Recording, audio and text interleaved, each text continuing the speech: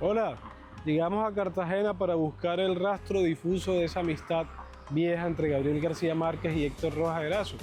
Acompáñenos a buscar los primeros pasos de estos dos autores que nos siguen hablando al oído todo el tiempo.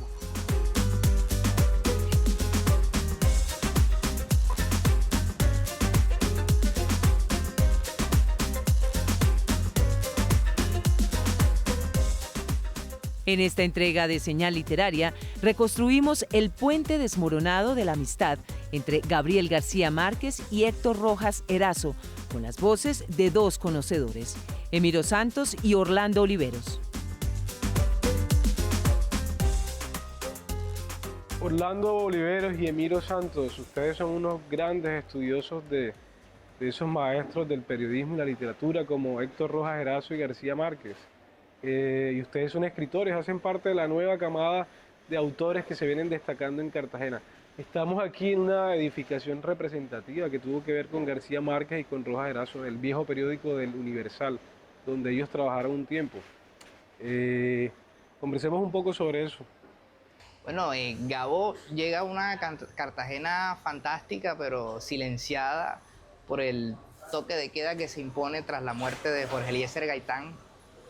García Márquez llega en 1948 desde Bogotá y acá lo trae casi a rastras Manuel Zapata Olivella, pues se lo encuentra en Getsemaní y lo trae para que se entreviste en este edificio con Clemente Manuel Zavala, el jefe de redacción del periódico, y empieza a escribir sus columnas, ¿no? Lo interesante es que en ese contexto político en el que había un censor en todos los medios de comunicación, García Márquez, para evitar la censura, empieza a hacer sus primeros artículos sobre asuntos políticos, pero lo asume con tanta imaginación y desde unos puntos de vista tan insospechados que terminan siendo unas columnas supremamente creativas, ¿no? La primera columna que escribe, que es sobre el toque de queda, dice: la ciudad estaba tan silenciosa que se podía escuchar el azúcar subiendo por el tronco de los naranjos, ¿no? Entonces empieza con esas imágenes tratando de evitar la censura, encuentra el reino de la imaginación. Ese es un texto muy bello, lo estoy recordando en este momento y pienso también en esos personajes un poco devorados por la leyenda y casi míticos que trabajaron con García Márquez en esta sede, como el Mago Dávila. Y bueno, algo que le quiero preguntar a Emiro, que es experto en la obra de Rojas Erazo, es que nos cuentes un poco por ese periodo de Rojas aquí y lo que pudo haber compartido con el mismo García Márquez. A veces uno no se imagina, pero son cosas que sí sucedieron, que dos figuras estelares de la literatura del Caribe hayan coincidido en el tiempo y en el espacio, en un marco muy temporal y muy... sí, eso. Sí, generalmente hay una gran sorpresa cuando uno se da cuenta como autores como Rojas Erazo, García Márquez, Zapata Olivella, por ejemplo, Jorge Artel, tienen como momentos de coincidencia en una ciudad como Cartagena, y los años 40 y 50 fueron ese momento específico para ese encuentro. Cuando García Márquez llega aquí a la sede del Universal y comienza a escribir, ya en la mesa de redacción, por ejemplo, está Héctor Rojas Erazo, y comienza un intercambio, un camaradeo entre ambos sobre cómo escribir las historias, sobre cómo enfrentarse a una ciudad que a pesar de todo los está juzgando por ser autores también de provincia. Es decir, vienen de fuera, se encuentran en Cartagena los tres, y lo que ocurre aquí es precisamente cómo hacer una lectura a esa Cartagena señorial hace siglos, pero que también ya venía una decadencia económica, cultural, y ellos hacen una renovación estética de la palabra poética, de la narración, y esa es la gran sorpresa de los años 40 y 50 de esos dos jóvenes en Cartagena. Sí, Emiro, eso que dices tú, no sé, lo hace mucho pensar a uno en lo curioso que es que en el tiempo coincidan esos personajes, ¿no? Y yo pienso en esa Cartagena un poco ya difuminada y fantasmagórica con esos personajes, García Márquez, Héctor Rojas Erazo y Clemente Manuel Zavala. Hablemos un poco de Clemente Manuel, porque es una figura que también se ha tragado la historia, si se quiere, y podemos decir que fue el primer gran editor de García Márquez. Hay un libro de García Augusta en el que se habla de cómo aprendió a escribir García Márquez y el lápiz rojo que tenía Clemente Manuel Zavala. El lápiz rojo que tenía Clemente. En sus memorias, Vivir para contarla, García Márquez habla de ese episodio, de cómo él fue entendiendo las lógicas narrativas del periodismo a través de las ediciones que le hacía el maestro Clemente Manuel Zavala, con ese lápiz rojo en el que subrayaba y tachaba el borrador de columna que García Márquez le enviaba. Eso es interesante porque García Márquez insiste mucho en una frase que le dijo él y que le seguirían diciendo los otros jefes de redacción que tuvo en los otros periódicos, y era: tuércele el cuello al cisne, ¿no? Pero en García Márquez, muy retórico, lleno de tantas imágenes, de tanta metáfora, que empezó a entender que cuando uno está en el periodismo tiene que tener cierta concisión en el lenguaje, cierta austeridad, cierta precisión, de no darle vueltas al asunto. Entonces ahí empezó García Márquez a pulir su obra. En ese libro de Jorge García Usta, que es muy bueno, de cómo aprendió García Márquez en Cartagena, hay un pasaje de cómo titulaba Zavala todos sus artículos, ¿no? Y comparan esos títulos grandiosos de los artículos de Zavala con la manera como García Márquez va empezando a titular sus propias historias. Y es que los títulos de García Márquez, de toda su obra, son unos títulos muy llamativos, ¿no? Unos títulos largos, potentes, que a menudo son retomados por otras personas para referenciar otras cosas, ¿no? El otoño del patriarca, crónica de una muerte anunciada, del amor y otros demonios, a menudo uno los ve como crónica de un tal cosa anunciada, ¿no? Entonces usan los títulos de García Márquez porque tienen cierta sonoridad, y eso también lo aprendió de Zavala. Hablemos sobre Zapata Olivella también, porque es algo bien particular que él tenga que ver en esta historia, Emilio, y lo que te voy a preguntar es a ti, porque tú eres un gran conocedor de la obra de Zapata también. Zapata, por lo que estábamos comentando ahorita, trajo a García Márquez prácticamente arrastrado aquí para que trabajara en el periódico. Un García Márquez tímido y asustado, porque él siempre lo confesó, que era un tipo tímido. Pero coméntanos tú sobre ese Zapata Olivella de esa época y esa relación de él con García Márquez en esa Cartagena. Sí, es un Zapata Olivella que también está buscando un poco su horizonte de cómo escribir. Es un intelectual en ese momento, tiene unas búsquedas médicas, antropológicas, pero también en ese momento, cuando se encuentra a finales de los 40, ya Zapata Olivella progresivamente está pensando cómo escribir una novela moderna, que es lo bien interesante de este asunto, y va a comenzar a experimentar casi en la misma temporalidad que Cepeda Zamudio, que Héctor Rojas Erazo, que el propio García Márquez, sobre cómo contar una historia que no sea solamente contar una situación política o social, sino cómo narrar esa historia.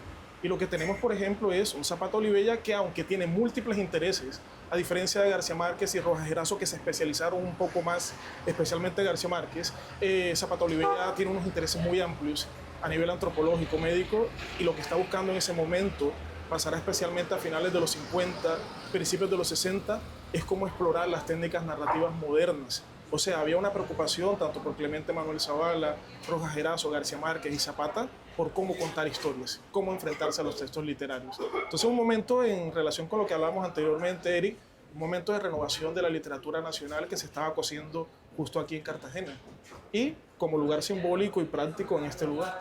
Lo que hay en Colombia es fundamentalmente una tremenda guerra de la información. Es imposible saber en Colombia quién dice la verdad.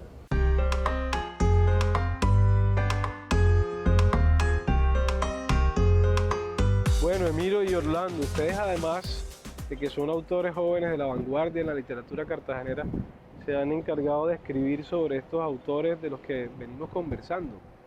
En el caso de Orlando, tú tienes este libro de García Márquez y sus múltiples rostros, no, una colección, una suerte de antología con entrevistas a gente muy conocida y con crónicas sobre el mundo de García Márquez. Y Emilio, tú tienes este tremendo libro sobre Rojas Erazo, El esplendor de la rebeldía. Quiero preguntarles a ustedes cómo ha sido contar estos autores de los que tanto se ha hablado con otra mirada, si se quiere, porque no es tan fácil a veces abordar un autor desde otro ángulo, y ustedes creo que lo han hecho. Sí, el hecho especial de que son autores que, además de ser bastante leídos en algunos casos, también tienen una obra muy grande. Entonces, el reto principal en el caso de Héctor Rojas Erazo, El esplendor de la rebeldía, era poder encontrar todos esos vasos comunicantes que hay entre la propia poesía, el periodismo cultural, la pintura de Héctor Rojas Erazo, y cómo todo eso obedecía a un solo propósito estético. Es una obra muy coherente a lo largo de los 60, 70 años de producción que pudo tener este autor. Entonces, en esa medida, digamos que ahí está como esa búsqueda también, ese estímulo intelectual y estético por el autor. ¿Y en tu caso? Yo creo que los genios literarios siempre tienen algo que decirle a las nuevas generaciones, ¿no? Eso es lo que pasa con personas que escriben obras tremendas y profundas, que que narran la condición humana de una forma tan fresca. Entonces, lo mucho que se ha podido decir de García Márquez en el siglo XX o principios del siglo XXI nunca va a eclipsar lo que podrá decirse de García Márquez en las décadas siguientes, porque dejó una obra tan rica que cada nueva lectura, no solamente nueva lectura de la misma persona, sino de las personas que vienen, de los lectores nuevos que se van a formar, tienen nuevas revelaciones, ¿no? Y es tan inagotable como leer a Tolstoy hoy en día, o como leer a Shakespeare, o como leer a Cervantes. García Márquez hace parte de ese emblemático grupo de artistas cuyas historias son atemporales a pesar de estar situadas en un tiempo específico. Entonces, claro, para mí es muy gratificante tener que estudiarlo, tener que leerlo, estudiar su obra, porque yo sí voy encontrando cosas y tengo la sospecha ya confirmada por mí en este libro, o por lo menos es lo que yo creo, de que García Márquez todavía tiene grandes lecciones que darnos para resolver, o que nos pueden ayudar a resolver los grandes problemas de este siglo XXI, ¿no? No solamente los problemas del siglo XX, ayudar a entendernos, sino que en García Márquez, en sus libros, en sus historias, yo creo que está cifrada cierta respuesta o cierta ayuda para poder entendernos a estas nuevas generaciones. Hay algo bien curioso, y es que en el caso de García Márquez siempre se habla del grupo de Barranquilla, ¿no? Es como ya un grupo un poco mitológico, tragado por sus propias leyendas, que es Cepeda Zamudio, Germán Vargas, Alfonso Fuenmayor y García Márquez, con otros personajes que estuvieron arriba de ellos como José Félix, pero no se habla necesariamente de otras ciudades que fueron importantes en su construcción como autor. Y es lo que pienso de Cartagena, que Cartagena no solo estuvo presente en su obra, sino que fue una ciudad muy querida a la que él siempre volvía necesariamente. Pero tanto él como Rojas pensaría que tuvieron unos episodios un poco complicados en Cartagena. Me gustaría que conversáramos sobre eso. Esa llegada de García Márquez a Cartagena luego del Bogotazo, y que tú nos contaras, Emiro, también algunos episodios de Rojas Erazo en Cartagena. Lo curioso de la relación de García Márquez con Cartagena es que llegó a esta ciudad por accidente. Porque cuando él estaba estudiando en la Universidad Nacional en Bogotá y ocurre el Bogotazo, tienen que cerrar la universidad y él decide viajar a Barranquilla.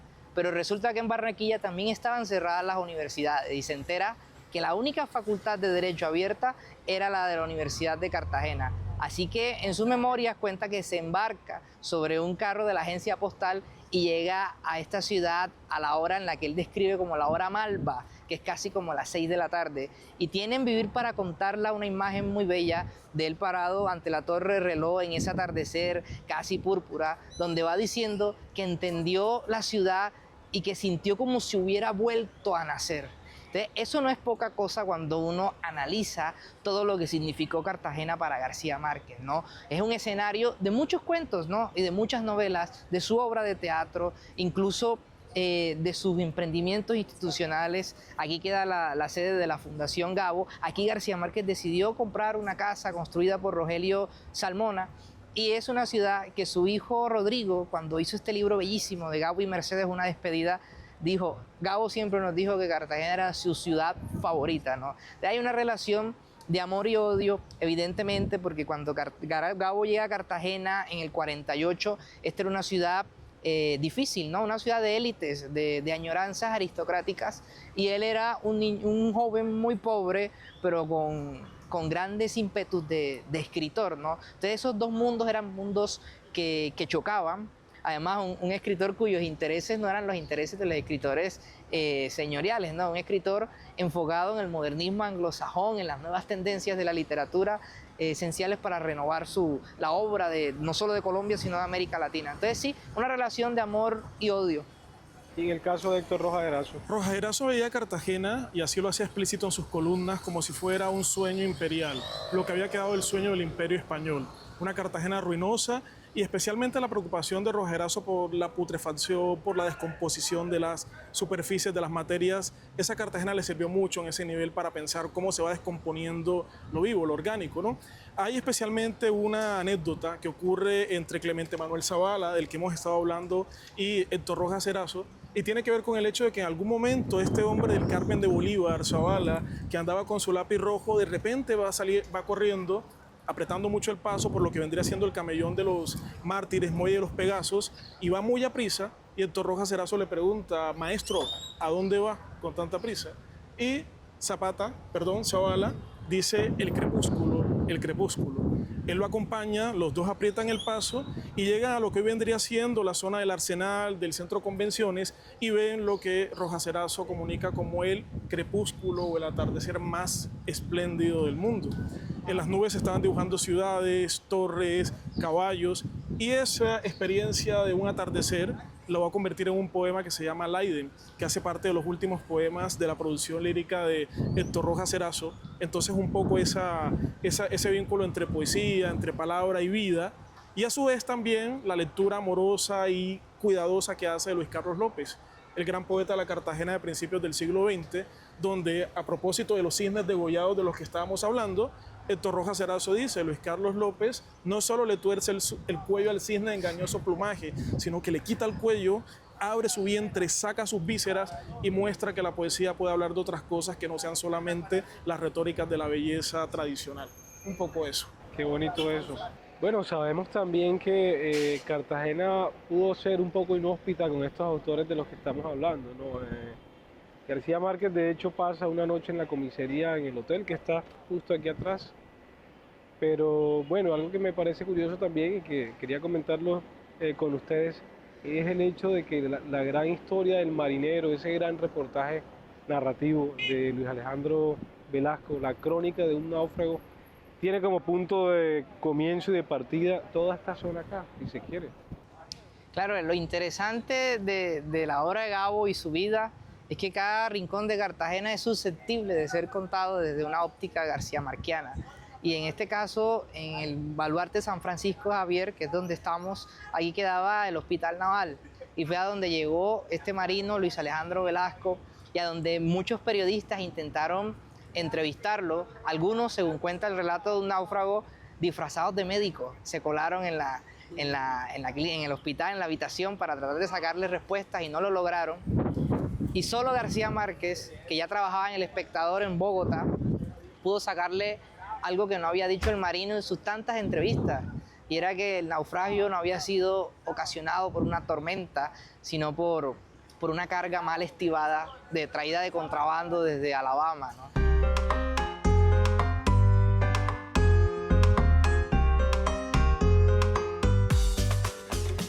Bueno, me gustaría que conversáramos también un poco sobre esto del amor, ¿no? La concepción del amor en la obra de García Márquez, estos amores dramáticos, contrariados y fulminantes un poco, que están presentes en el amor y otros demonios en el amor en los tiempos del cólera. ¿Qué tienes para contarnos tú sobre eso, Orlando? Bueno, el amor siempre fue un tema constante en la obra de Gabriel García Márquez, ¿no? Pero a partir del amor en los tiempos del cólera, García Márquez hace un giro en la forma como lo aborda. Antes de eso, el amor estaba relacionado con la muerte, cedía ante la fatalidad, ¿no? Pero a partir del amor en los tiempos del cólera, de esos amores contrariados entre Fermina Daza y Florentino Ariza, el amor sale victorioso. Es el Eros imponiéndose a la muerte. Está esa famosa frase del final de la novela que dice, es la vida y no la muerte la que no tiene límites, ¿no? Aquí estamos, bueno, en este convento de Santa Clara, donde entró Sierva María de todos los ángeles. Ahorita estábamos en la Plaza Fernández Madrid, que era el parquecito de los evangelios donde vivía Fermina Daza, y hace parte de esa forma como García Márquez empezó a entender el amor y esa obsesión por el erotismo de los viejos, ¿no? García Márquez va envejeciendo y como escritor empieza a preguntarse si no solo los jóvenes se aman con pasión, sino que también los viejos tienen derecho a hacerlo de una forma tan obsesiva, apasionada, persistente como la de Florentino Ariza. Y entonces empieza la etapa de un Gabo que habla de un erotismo que rompe con todas las generaciones. Entonces, enamorarse no es un concepto de la juventud, sino un concepto de la vida misma sin tiempo. Claro, estaba pensando ahora que estabas diciendo eso en una de sus últimas obras, si no la última un poco, Memoria de mis putas tristes, en la que este anciano, bueno, es una novela bastante polémica, pero parece que él estaba leyendo por ese tiempo a un autor japonés, a Kawabata, La Casa de las Bellas Durmientes, ¿cierto? Y eso que tú estabas comentando justamente, la memoria del amor y la posibilidad del amor en el último tiempo, en los últimos años de vida, si se quiere. Emiro, en el caso de Rojas Erazo, esa concepción del amor, ¿cómo se mueve? ¿Por dónde va? Sí, en el caso de la poesía y de la narrativa de Héctor Rojas Erazo, el tema del amor, de las relaciones amorosas no son muy abundantes. Casi que están marcadas mucho por la soledad, la pérdida, la desgracia y la imposibilidad de comunicación con el otro. Sin embargo, hay unos cuantos poemas como Súplica de Amor, por ejemplo, que hacen una concepción del amor en la precariedad, en la pérdida, en la desaparición y en la aceptación también del otro, ¿no?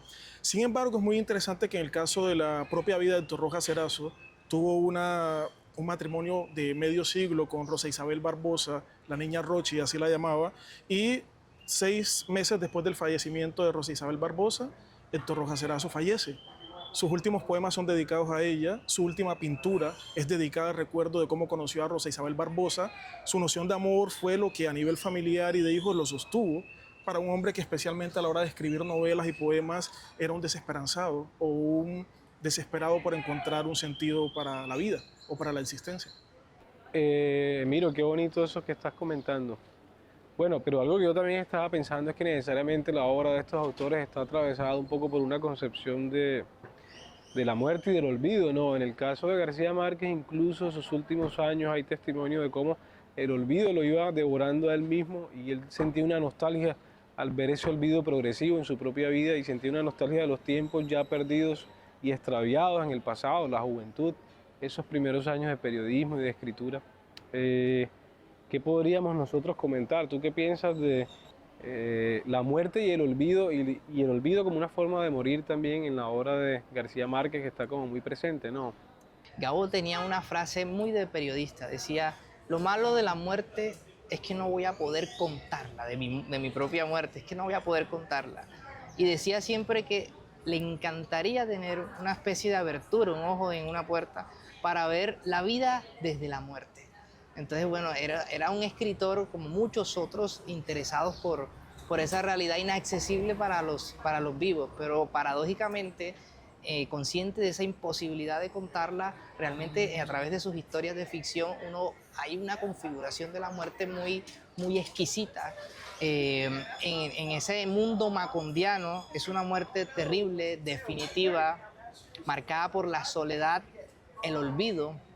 Hay un momento en La peste del insomnio que se convierte en la enfermedad del olvido, en que la gente está viva, pero lo ha olvidado todo. Y cuando Melquiades, que no está infectado, llega al pueblo y los ve y ve los ojos, dice, no me vio con los ojos, sino con unos ojos profundos, los ojos del olvido, que eran los ojos más profundos que la muerte, ¿no?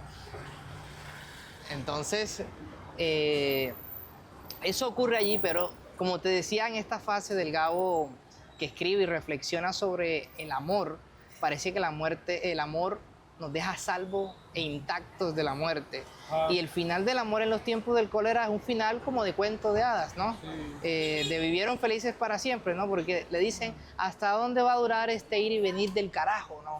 De Florentino Ariza con Fermina Daza. Y la novela termina como toda la vida. Es decir, ahí no hay espacio para la muerte, aunque se sepa que exista. Bueno, estaba pensando también un poco, Orlando y Emiro, para ir cerrando esta conversación en Cartagena, que estos son dos autores que no se agotan nunca, no se acaban nunca, no. Pareciera que nos siguen hablando y nos siguen interpelando más allá de la muerte. De García Márquez se publica un libro recientemente, una novela que él no autorizó que se publicara, pero que le sigue hablando a los oídos a todos los lectores. Y de Rojas Erazo, pues pensaría uno que su obra poética, sobre todo, cada vez es más leída y más divulgada, ¿no? Sí, así es. En el caso de Rojas Erazo, la relación entre poesía, narrativa, periodismo cultural, pues todavía están un poco en el proceso de seguir encontrando caminos editoriales para que podamos seguir leyendo autores, especialmente en un país como Colombia, donde la poesía ha ido en algunos momentos históricos bajando la participación que tenía a nivel editorial. Pero sí, Rojas Erazo es un autor inmenso, en la medida en que, como escribe, los problemas que aborda, las preguntas que se hace sobre la existencia, son preguntas que son constitutivas del ser humano. Y fue una de las formas históricas y bellas en que la poesía o la narrativa o la pintura colombiana logró enfrentarse, por ejemplo, al drama de la muerte, de la soledad y de lo que implica ser consciente en este tiempo, en esta era. Y en el caso de García Bueno, Márquez. Gabo se ha convertido en un clásico global hoy en día, ¿no? Es el autor más traducido del siglo XXI en lengua castellana, por encima del mismo Cervantes, el autor latinoamericano más adaptado a la pantalla de todos los tiempos, ¿no? Ya la gente está hablando de Macondo sin necesidad de haber leído 100 años de soledad, ¿no? Hasta ese punto García Márquez ha penetrado en el imaginario del mundo, no solamente de las personas del Caribe, no solamente de las personas de Colombia, sino de cualquier rincón del mundo. Hay personas que reclaman a García Márquez como un autor suyo y que describe su propio universo. Así como cuando uno lee Ana Karenina y a pesar de no participar de ese mundo de zares, de ese mundo tan ruso, entendemos algo de la condición humana allí. Entonces Gabo, por supuesto, como clásico que es, va a seguir ofreciéndonos respuestas, ofreciéndonos caminos y preguntas sobre eso que nosotros alegremente o tristemente llamamos condición humana, ¿no? Esos temas ahí, muerte, amor, soledad, poder, siempre están vigentes y en Gabo encontramos respuestas. Hay gente que no me llama, que no me ve, porque se imagina que estoy metido en compromisos muy importantes y siempre estoy en algún lugar con muy pocos amigos y casi siempre con los amigos de siempre. Bueno, Orlando y Emiro, gracias por estar aquí en Señal Literaria y por acogernos en esta ciudad, este techo tan literario y conversar sobre esta amistad, esta amistad que no se la traga el tiempo de García Márquez con Rojas Erazo. Siempre va a ser un placer hablar sobre estos autores tan universales como caribeños. Y por supuesto siempre bienvenido a Cartagena a tener estas conversaciones literarias sobre poesía, novela, historia. Gracias a ustedes.